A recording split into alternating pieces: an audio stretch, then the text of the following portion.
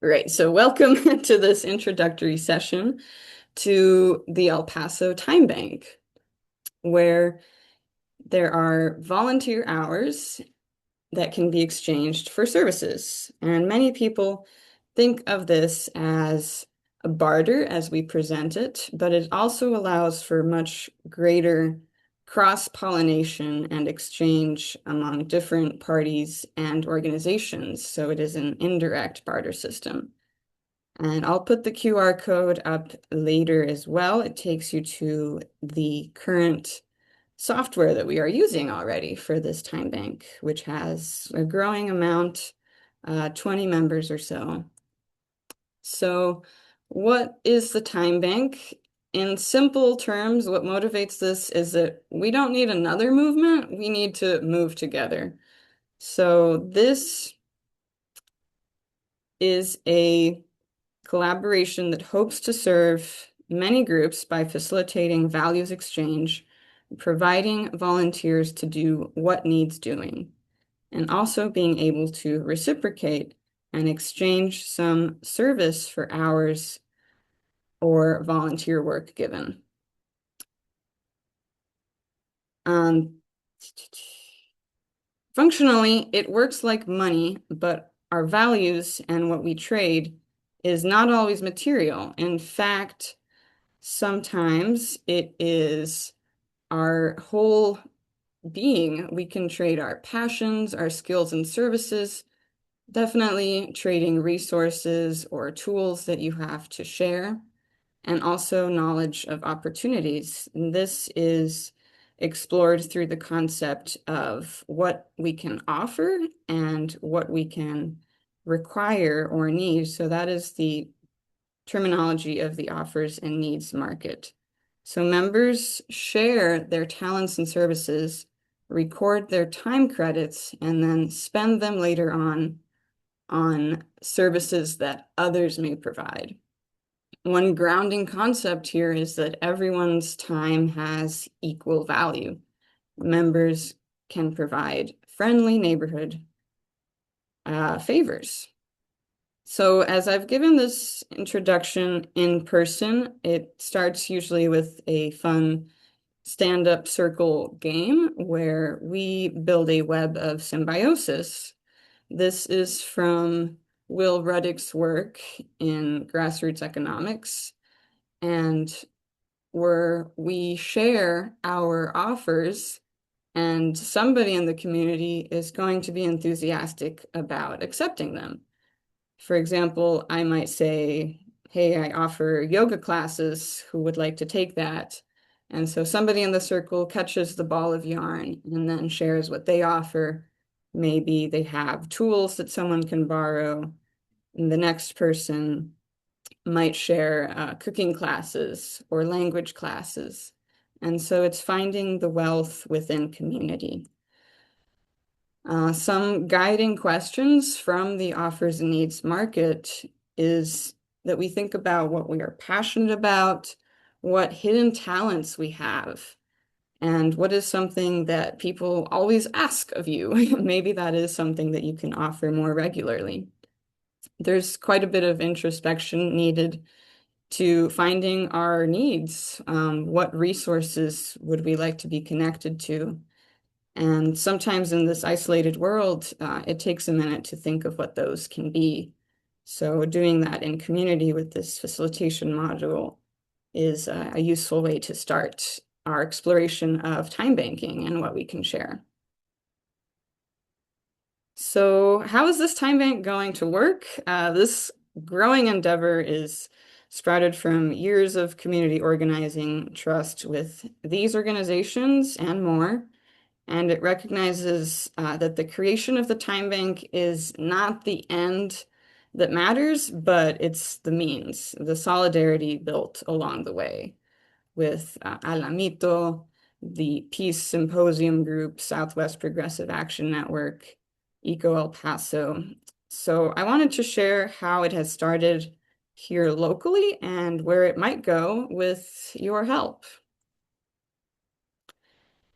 It started primarily with this grounding in what we can do to help the environment and Eco El Paso's effort to bring wealth to the community through tree planting. However, there was a lack of wealth in the supply of trees. So this propagation project, Branches to Roots, branched out of that. And so this grant project has allowed us to make new wealth in trees. And the people that participate in it so far, we've had like 300 volunteers in the scientific aspect and also a lot of youth engaged in the artistic aspect of this project. Um, all of those individuals have been shared the resource that they can come receive free yoga classes with me, for example. And this concept of trade and barter has emerged in what we've called solidarities. So there's some of our yoga where we are creating wealth and wellness. But it really does go beyond what we currently see as an economy and wage labor. This is the iceberg of the economy. And the time bank allows us to really see an alternative currency or exchange where this unit of account is 1 person hour.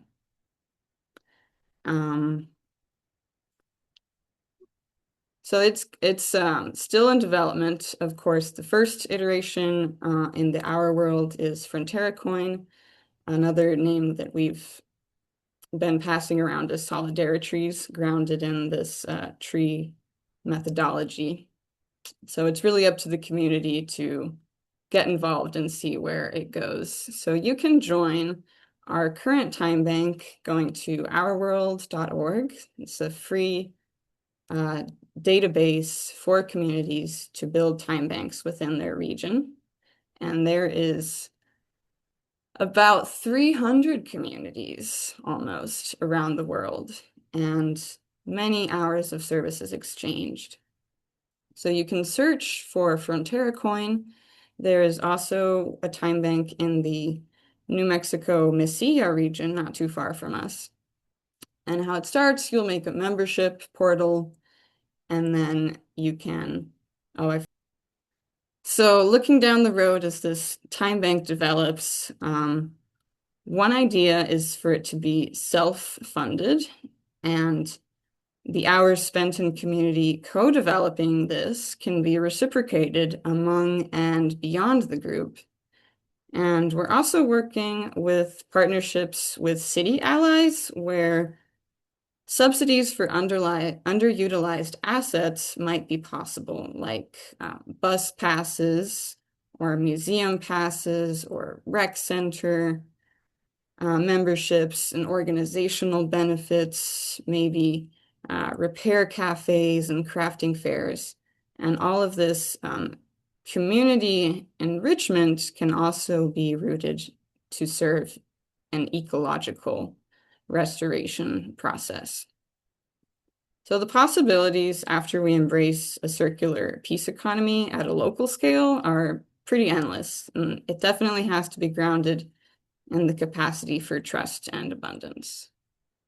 It may further evolve into us really questioning what can we trade and how can we make units that symbolize our own value, like coins and bills do, or, for example, how more prehistoric civilizations used coins or tokens. So in Mesopotamia, they were able to make tokens of value in clay balls, and then they would also store their own value in a clay envelope sealed with like a family seal to define who created that. And this is a very innovative way to say that they have wealth and they can instill trust in their community and credit others with their resources.